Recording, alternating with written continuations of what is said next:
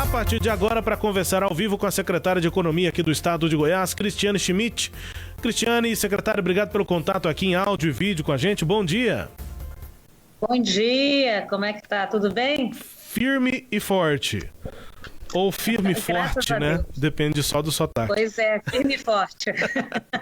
Secretária, eu vou começar registrando aqui. É um prazer ter a senhora com a gente, Cileide Alves conosco também. Eu vou começar registrando uma historinha, porque acabam que esses embates políticos estão citando a questão das contas. A senhora já falou sobre esses embates aí recentemente assim, algumas oportunidades aqui com a gente na Sagres. Porque são feitos questionamentos aí. Os ex-governadores Marconi Perillo, José Eliton, voltaram a responder, por meio de nota, declarações aqui do governo sobre a venda da CELG GT. E aí, nesse assunto, eles acabam citando também situações aqui das contas do Estado. No último sábado, o secretário da Governadoria, Adriano da Rocha Lima, respondeu em nota essas críticas de Marconi e José Eliton em relação à privatização da CELG GT. Os tucanos foram responsáveis, pela venda da CELG D, que foi vendida para a Enel Distribuição. Escreveram uma nota criticando a política econômica da atual gestão, em especial a essa alienação da CELG GT, apontando basicamente, Cileide, eu vou resumir essa história, que a CELG GT estaria acertada, que ela estaria dando lucros e que não justificaria essa venda. E aí há também as críticas em relação a como a CELG D foi vendida. Até chegarmos a essa nota na tréplica, digamos assim, de ontem, em que Marconi e Zé Eliton afirmam que faltam argumentos ao governo para contrapor a crítica feita por eles e que a resposta da Secretaria-Geral segue a linha do governador, com ódio, ataques, baixaria, arrogância, baixo nível, enfim. A resposta do atual governo do secretário-geral, Adriano da Rocha Lima, diz que o governo anterior deixou como herança folhas salariais de 2018, além de consignados superiores a 1 bilhão e 600 milhões de reais. Enfim, Cileide, me ajuda a resumir essa história e para apontar aqui os questionamentos à secretária, Cileide. Bom dia, secretária. Obrigada pela entrevista. A gente já estava até comentando que fazia tempo que a senhora não aparecia aqui. Então, obrigada por aceitar o nosso convite. Bom, a senhora conhece todas as notas, primeiro dos dois ex-governadores, com esse teor que o Rubens informou. O Adriano Rocha Lima rebateu. Ontem teve a tréplica dos dois. O que eu queria entender é o seguinte: a decisão de vender a CELG GT é principalmente para atender uma exigência da lei de recuperação fiscal que Goiás quer aderir, e menos por conta da intenção do governo de se desfazer de um ativo?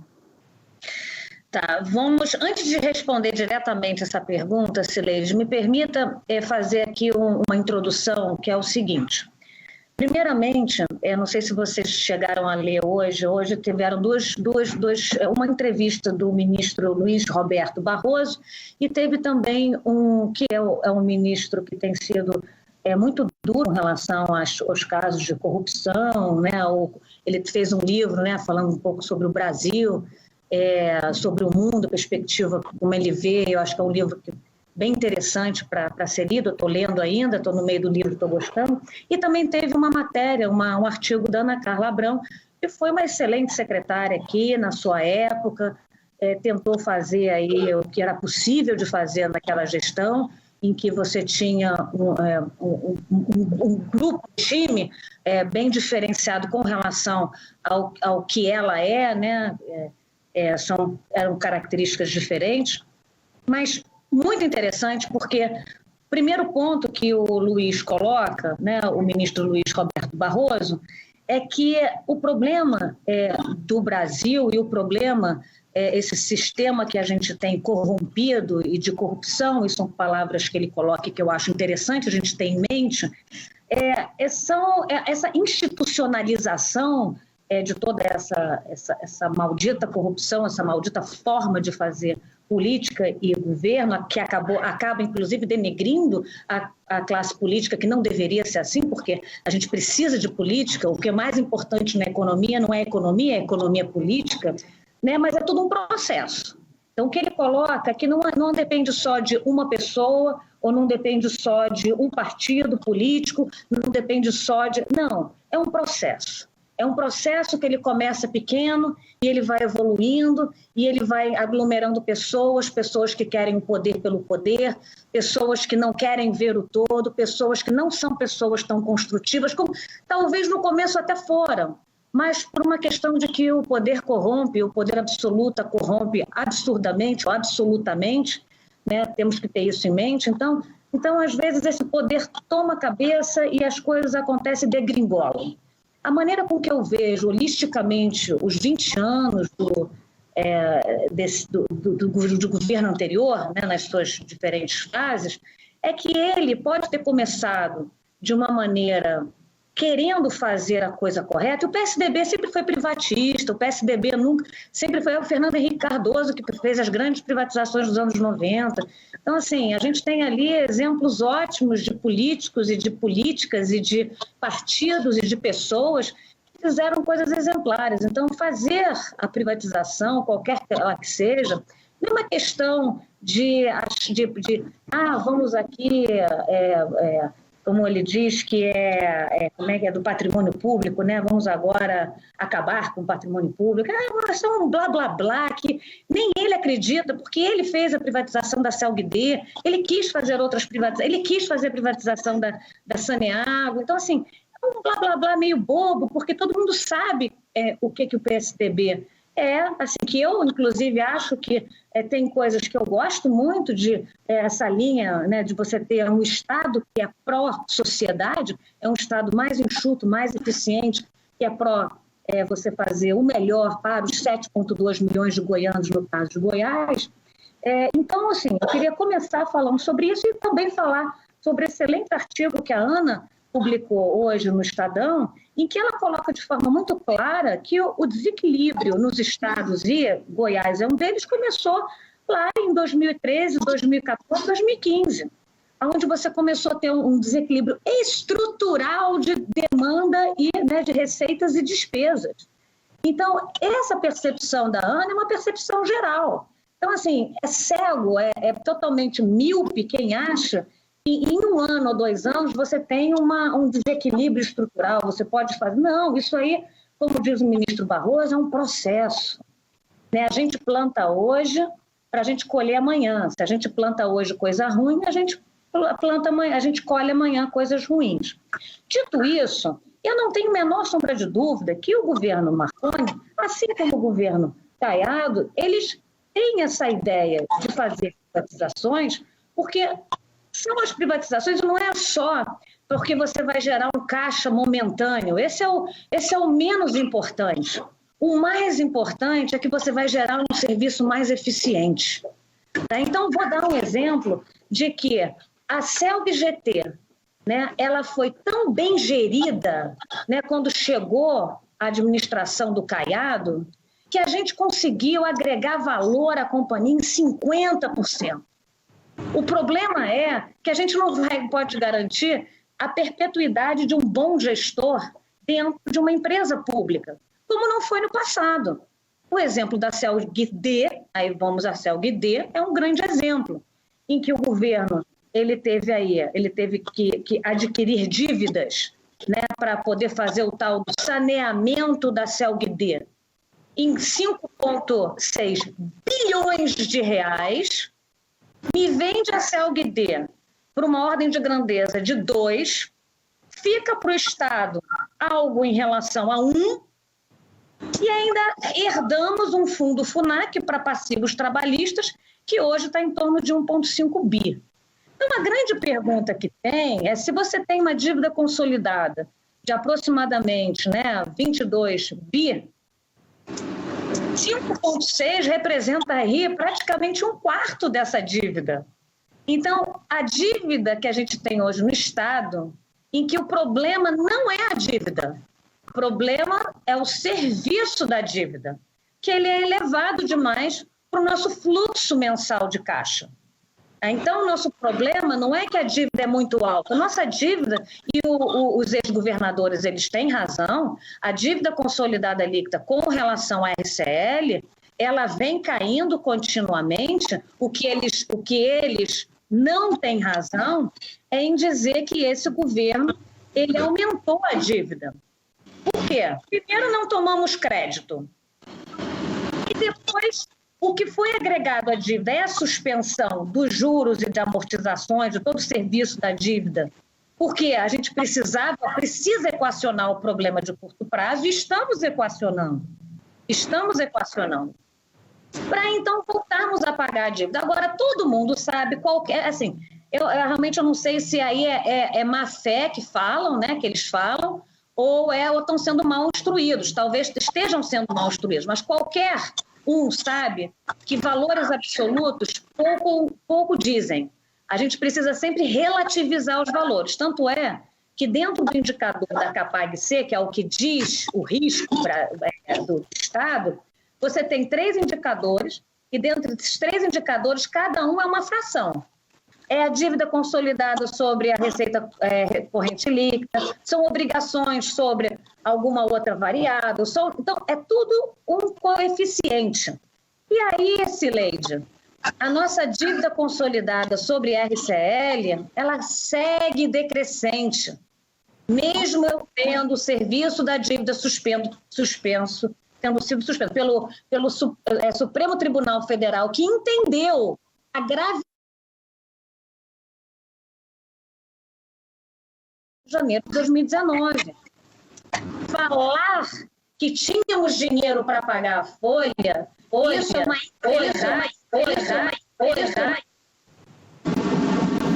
Sim, pode continuar, secretária, desculpe. É uma inverdade tão grande que nós mostramos para toda a sociedade, tiramos uma foto do nosso saldo da Caixa Econômica Federal, que eram 11 milhões de reais.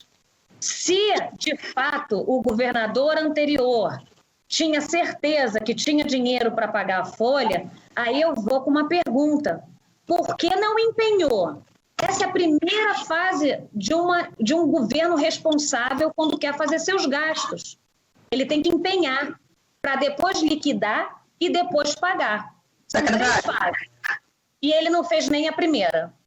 Secretário, voltando à questão da dívida, a senhora observou aqui lembrou que o Estado, em 2016, negociou a venda da CELG, e isso foi feito também por Ana Carla Abrão, porque ela era secretária de Fazenda e foi ela que iniciou esse processo de negociação, não foi finalizado no governo, na gestão dela, mas foi iniciado por ela deixou tudo pronto.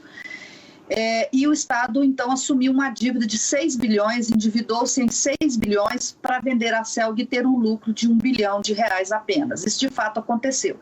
Mas está acontecendo também um processo que lembra dos tucanos, que é o Estado de Goiás, atualmente, pegou um empréstimo de 1 bilhão e 700 milhões com o Tribunal de Justiça, os depósitos judiciais, pegou e deixou de pagar até dezembro deste ano 3 bilhões e 300 milhões de reais com o serviço da dívida. Isso significa aí cerca de 5 bilhões, mais de 5 bilhões que o Estado se, aspas, endividou neste ano, porque ele vai ter que pagar esses 3 bilhões e 300 milhões e vai ter que pagar também o empréstimo para o Tribunal de Justiça. Tá pagando. Leide, eu fico muito feliz.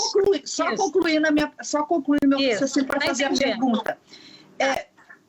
Esses 5 bilhões de dívida em 2 anos do governo não é algo similar ao que o PSDB fez lá atrás em assumir uma dívida de 6 bilhões, descontado um que recebeu, né, da venda da CELG, para fazer essa privatização?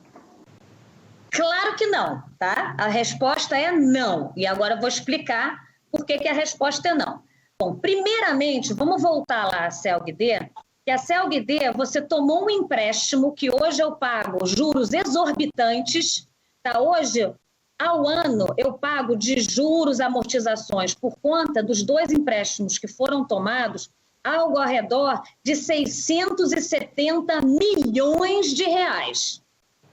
Tá? Vamos botar aí na ordem de grandeza porque eu estou botando um pouquinho para baixo aí, algo fechando a conta muito próximo a 700 milhões. Essa por ano eu tenho que pagar isso porque foi tomado esse empréstimo lá atrás, tá? Então, por ano eu tenho que pagar isso, né? Que tem aí juros e amortização. Ou seja, foi uma dívida altíssima, é um serviço da dívida péssimo que foi tomado. Isso é número 1. Número 2, uma coisa não tem absolutamente nada a ver com a outra. Então, deixa eu primeiro falar sobre isso, depois eu falo sobre os depósitos judiciais para terminar a sua pergunta. Então, com relação ao que estamos fazendo hoje com a CELG GT, e é bom que todo o nosso público entenda o que a gente está fazendo, primeiro, não tomamos nenhum empréstimo para a CELG GT.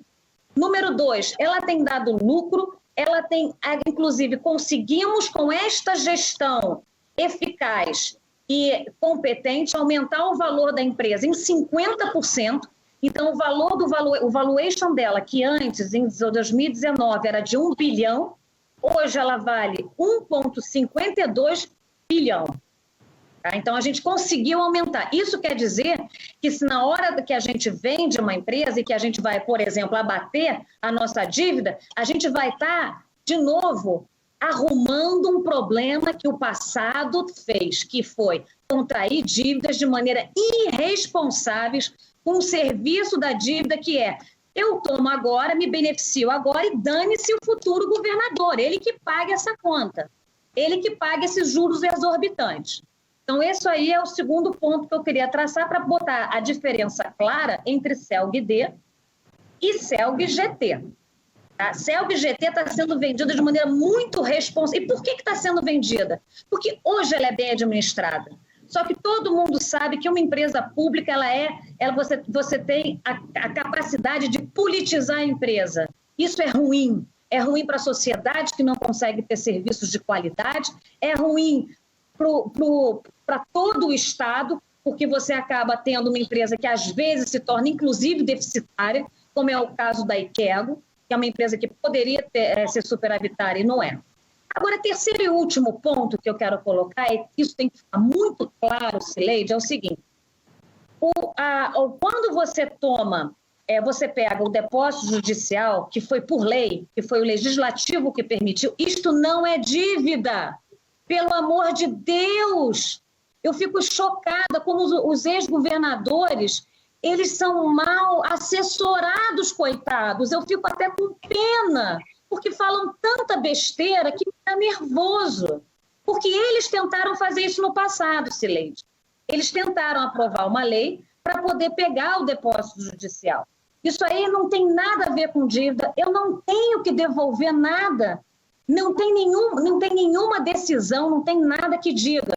O governador Caiado precisa devolver esse valor. Por quê? Deixa eu dizer por quê. Isso aí foi criado um fundo, Cileide. E nesse fundo, você tem que entrar, toda vez que tem uma disputa com o Estado, a terceira parte ela tem que botar dinheiro nesse fundo. Esse fundo, ficam ali 30% desses recursos, todos, eles ficam ali. E a gente retirou 70% desse. Isso está tudo em lei. Sim, hoje em dia, deixa eu te fazer uma pergunta. Hoje em dia, tem mais dinheiro no fundo do que foi retirado. Ou seja, perpetuação dos pagamentos, que isso sim é o importante, dos pagamentos para terceiros, porque o fundo, né, quando a gente perde uma ação para um terceiro, você tem que devolver esse dinheiro. Se tivesse faltando, claro que o Tesouro ia ter que colocar. Aí eu ia te falar, olha, eu coloquei tanto nesse fundo. Mas qual é o histórico desse fundo? Mas esse dinheiro não é do Estado, secretária. Esse dinheiro não é do Estado. Ou seja, o Estado, mesmo que seja por lei, ele vai... Então, a pergunta agora é outra. Quer dizer que você está me dizendo que legalmente o Estado vai dar o calote nesse dinheiro que não é do Estado. Não tem calote porque não há dívida. Você está tentando colocar que depósito judicial que foi aprovado por uma lei que instituiu um fundo em que permitiu o Estado retirar um determinado montante, você está dizendo que eu vou dar calote em quem? Calote em quem, Cileide? Os donos desse dinheiro. Esses dinheiros são de pessoas que depositaram na justiça fizeram depósitos judiciais. Sabe o que seria calote? Sabe o que seria calote? Das pessoas estarem ganhando contra o Estado e não ter dinheiro nesse fundo para bancar. Aí eu te pergunto, isso aconteceu? Não. Isso vai acontecer também não. Por quê? Porque o fundo hoje tem muito mais recurso do que tinha na época que ele foi constituído e o Estado retirou um dinheiro. Tanto é assim, Cileide, tanto é assim que o governador, os governos anteriores tentaram por 2 vezes isso e não conseguiram. Então eles estão com dor de cotovelo. Estão com muita dor de cotovelo, porque isso não é dívida. E eles sabem que isso não é dívida. Eles estão querendo jogar na plateia, jogar com a ignorância das pessoas. Isso é lamentável. Eu fico muito triste porque eu quero explicar. Eu quero falar a verdade, falar os fatos e os números. O que eles estão tentando fazer é jogar para a plateia, jogar coisas erradas, informações torpes, como foi aquela de que eu não estava pagando a dívida externa. Se lembra que eles jogaram para a plateia? Mas deram de burros na água, porque eu não só estava pagando, como eu já equacionei o pagamento. Então, assim, é muito fácil falar de coisas erradas para um público que pouco entende desse assunto. Então tá, se a senhora não reconhece esses depósitos judiciais como sendo dívida... Não, eu pergunto... É a lei, é a lei. Você pode perguntar para o TJ se eu devo a ele. Tá, então eu vou refazer a pergunta e vou perguntar o seguinte para a senhora. Retirados os depósitos judiciais, o Estado já deixou de pagar 3 bilhões e 300 milhões até dezembro. Esse montante vai chegar quanto? Até julho, que é quando está prorrogado? Esse montante pela lei. Eu vou explicar. Se eu terminar para fazer minha pergunta, eu quero saber o seguinte. Aí a senhora responde. A senhora responde na resposta da pergunta. A minha pergunta é o seguinte: o Estado está deixando de pagar 3 bilhões, terá deixado de pagar até julho cerca de 4 bilhões de reais. Não, 3,2 até janeiro. 3,2. Eu falo até julho, quando vence a prorrogação. Tá, perfeito. Né? Terá deixado de pagar cerca de 4 bilhões. Não fiz a conta, mas é ao redor. Tá. 4 bilhões aproximadamente até julho de 2021. A minha pergunta é, isso é dívida? E isso, como é que isso está sendo acrescentado ao estoque da dívida de Goiás, a dívida consolidada, que vai ser renegociada lá para frente? Não, isso é o seguinte, você tem razão com uma parte, com a outra não.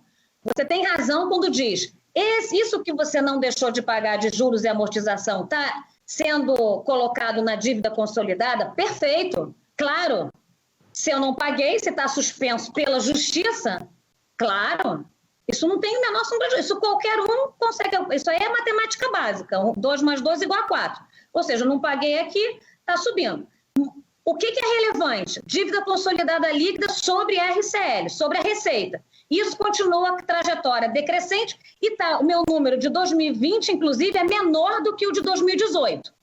Tá? 2018, que eles não tinham dívida aí. Então, assim, a administração passada foi tão ruim, que mesmo com a dívida suspensa, eu consigo ter um indicador melhor que a da gestão passada. Isso é fantástico. Para começo de conversa, isso é fantástico. Já mostra a boa administração financeira que tem sido feita aqui. Agora, número 2, a pergunta é, e aí, você vai ter que bancar isso numa paulada só? Não. Por quê? Porque a lei complementar 178, o que ela fez? A lei complementar 178, ela falou que este passivo, que foi aprovado esse ano, vai ser diluído no saldo devedor. Isso quer dizer que esses 3,3 ou 3,2 bi de janeiro de 2020, que eu tinha deixado de pagar, e você fez uma conta aí que eu não posso afirmar, mas é mais ou menos esse montante. 4 bi até julho. Sei lá, teria que fazer a conta direitinho. Mas vamos assumir que seja isso. Isso vai entrar no saldo devedor para eu pagar diluído. E como a minha dívida consolidada líquida sobre RCL ela está em trajetória decrescente, então a gente está fazendo uma gestão que não tenho a menor sombra de dúvida que os governadores anteriores, a maior raiva deles é que eles não conseguiram fazer tal gestão financeira como está sendo feito no governo aqui do governo Caiado. Então, essa é a maior briga deles. Aí eles querem inventar coisas, assim como inventavam lá que a gente não estava pagando dívida externa, que é uma mentira, né, que a gente já liquidou. Ele agora está querendo falar de depósitos judiciais, que foram uma coisa que eles tentaram fazer por 2 vezes e não conseguiram. Então, com a maior dorzinha de cotovelo, porque nós conseguimos, foi aprovado na Alego, foi aprovado pelo Tribunal de Justiça, lá que o Tribunal de Justiça entendeu que isso aí isso não é dívida. E tanto é que o fundo agora tem muito mais dinheiro e que continua pagando. As pessoas vão ganhando na justiça e a justiça, nesse fundo, está pagando os depósitos judiciais. Então, assim, a dívida é essa que estão colocando a quem eu devo, que eu não sei. Não me falaram, a justiça não me falou, a lei não me diz. Eu acho que o que falta, talvez, não é só uma assessoria econômica para os ex-governadores, não, e financeira. Eu acho que falta também uma assessoria jurídica, porque tem que ler a Lei 20.557 de 2019. Tem que estar por dentro disso, porque senão fica muito complicado você conversar com pessoas com um nível tão baixo de debate, que ficam tentando fazer graça com o chapéu alheio, entendeu? Ah, fiz obras, fiz isso, fiz aquilo. O que eles entregaram? Eles entregaram aí uma dívida de quase 6 bi de restos a pagar. Isso aí, ele pode negar. Ele pode falar que ela está fazendo fake news, o governador está fazendo fake news. Relatórios oficiais, vai lá no REREL, vai lá no RGF.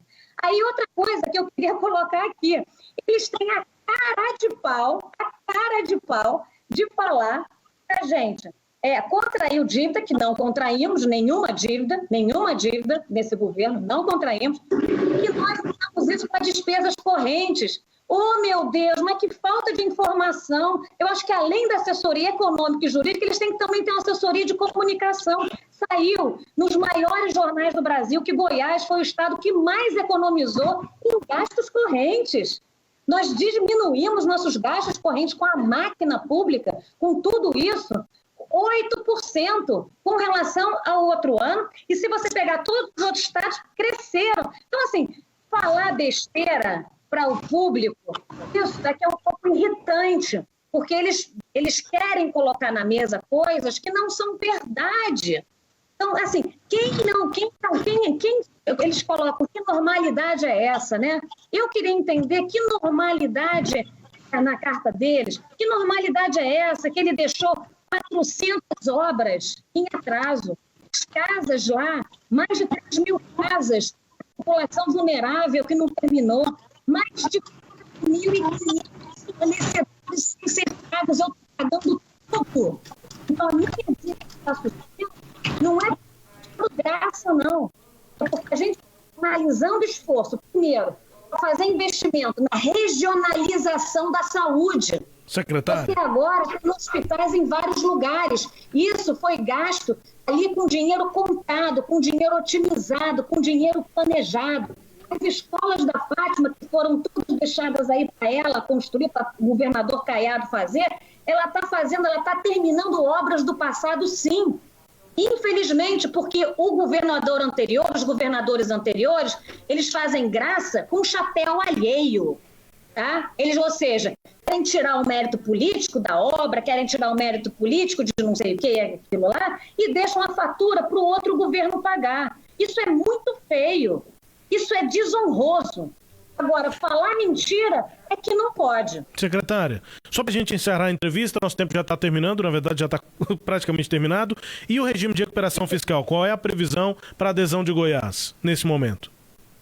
Então, isso aí ainda está nessa discussão desse novo PL. Então, o que aconteceu? Com essa reestruturação da Lei Complementar 159, algumas coisas foram modificadas. Eles têm que regulamentar a lei e há uma expectativa no começo de março, a lei vai estar sendo regulamentada. E quando ela for regulamentada, aí é que a gente vai poder saber, de fato, fazer um cronograma de fato do que a gente vai fazer até julho, que é quando a gente tem a dívida suspensa, tá?